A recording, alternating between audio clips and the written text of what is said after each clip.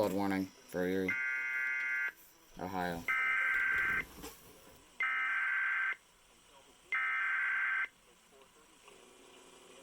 The National Weather Service in Cleveland has issued a flood warning for the Huron River near Milan until this evening.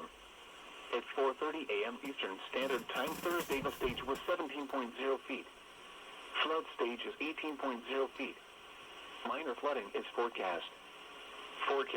The river is expected to rise above flood stage this morning to a crest of 18.6 feet late this morning. It will then fall below flood stage late this afternoon. Ice is also present and flowing in the river. Any minor ice jam will impact the expected water levels. Impact at 18.0 feet. Flooding occurs in lying areas along the river from Island to Franklin Flats. Impact at 19.5 feet. Flood waters over a foot deep in Franklin Flats. Huron River Valley Campground inundated. Yeah, of course, that's Cleveland!